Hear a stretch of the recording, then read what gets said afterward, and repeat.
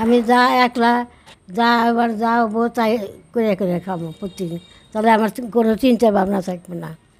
কাঞ্চন নামের এই প্রবীণ নারীর দেখার কেউ নেই, কিন্তু তার পেটে যথেষ্ট ক্ষুধা রয়েছে, তার সংসারে যথেষ্ট অভাব রয়েছে, কিন্তু তিনি কখনো কারো কাছে হাত পেতে ভিক্ষা চান না।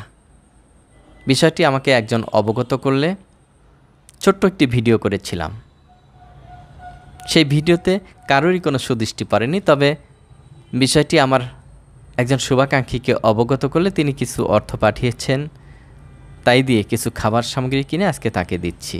আপনার নামটা কি যেন? কাঞ্চন। অনেক মানুষ হাত পেতে ভিক্ষা করে, আপনি ভিক্ষা করেন না কেন? আমি ভিক্ষা করি না, আমার দেশের বাড়ি না এটা।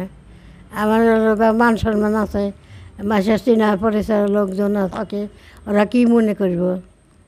আমার একজন শুভাকাঙ্ক্ষী বলেছে যে সে কাঞ্চন একজন প্রবীণ বৃদ্ধা, কিন্তু কারো কাছে ভিক্ষা করে না, তার কিছু খাবার সামগ্রী প্রয়োজন।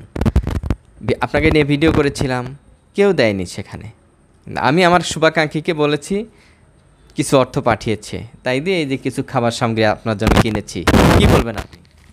ভালো, খুব ভালো করছেন, এই ভালো কাজ করছে, জানি তাক ভালো রাখে। দোয়া করবো সবসময়, জানি সব সুস্থ থাকবো, সবসময় ভালো থাকবো। তো এই খাবারগুলো নেবেন তো? লেবু কি করবেন এগুলো? খাবো, দুঃখ করে আপনিই খাবেন না অন্য কাউকে দিবেন? অন্য কাকও দিব না, কাক দিব? আমার আর নাই, আমি ছিঁড়ে ছিঁড়ে খামু। আমি যা একলা যা এবার যাবো তাই করে করে খাবো প্রতিদিন, তাহলে আমার কোনো চিন্তা ভাবনা থাকবে না। এমনি কে কে আছে আপনার? এই না কেউ নাই, খালি একটা মেয়ে আছে, তাই বিয়া দিছি। এখানে সিরাজগঞ্জ শহরে কোথায় থাকেন? এই যে এই যে মোরা এই যে রাস্তা করছে নতুন, রাস্তার ওই পাশে আছি। আমি ভাড়া থাকি, কষ্টই থাকি, ভাড়া কতদিন থাকবো এইভাবে। একটা যে জায়গা পেলাম নি, একটা ঘরের ব্যবস্থা করে দিলে পরে বেসনদের থাকতে পারবো। 5 বছর হলেও থাকি এই জায়গায়, ওখানে থাকি। এই জায়গায় আমাদের জন্ম।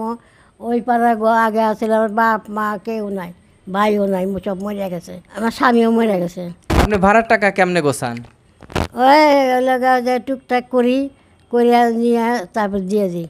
ওই প্রতিদিন হোটেল আছে না, হোটেলের সাথে আর একটা হোটেল আছে, ওই জায়গায় একটু টুকটাক করে কাম করি। তো বাকি জীবন কিভাবে কাটানোর ইচ্ছা আছে? এইভাবেই আছি। আপনারা আছেন তখন, তখন আমার কোনো চিন্তা নাই। আমার একটা থাকার ব্যবস্থা করে দিবেন, এই আমার অনুরোধ। সুপ্রিয় দর্শক মণ্ডলী, এই বৃদ্ধা কাঞ্চন সামান্য খাবার সামগ্রী পেয়ে কতটা খুশি। অনেক মানুষ আছে যাদেরকে কোটি টাকা দিয়েও এইটুকু খুশি করা যাবে না, যেটুকু খুশি হয়েছেন তিনি সামান্য খাবার সামগ্রী পেয়ে। থাকার জায়গা নেই, ঘর নেই, কি করুন, 500 টাকা দিয়ে থাকা লাগে। 500 টাকা ভাড়া দিয়ে সে সেখানে থাকে। তবে এই বৃদ্ধার জন্য যদি একটি ঘরের ব্যবস্থা করা যেত, বৃদ্ধা একটু ভালো থাকতে পারত। তাও যদি না হয়, কোনো সহৃদয়বান ব্যক্তি যদি এই প্রবীণ নারীর জন্য একটু মাথা গোঁজার ঠাঁই ব্যবস্থা করে দেন, তাহলে কৃতজ্ঞতা জানাতে পারে এই প্রবীণ নারী কাঞ্চন। এমন প্রবীণ বৃদ্ধা অনেক জায়গায় ছড়িয়ে ছিটিয়ে আছে। প্রবীণ বৃদ্ধদের পাশে থাকতে চায় আপনাদের সহযোগিতা নিয়ে। যদি যার যার অবস্থান থেকে সহযোগিতা করেন, একটি ফান্ড তৈরি করে এমন বৃদ্ধদের মাঝে খাবার সামগ্রী তুলে দিতে চাই। আমার বিকাশ এবং নগদ নাম্বার 01728050944। আপনার আশপাশের অসহায় মানুষগুলোর, দুঃখী মানুষগুলোর মুখে একটু হাসি ফোটানোর জন্য চেষ্টা করবেন, এই আশা প্রত্যাশা রেখে আজকের মতো বিদায় নিচ্ছি। আল্লাহ হাফেজ।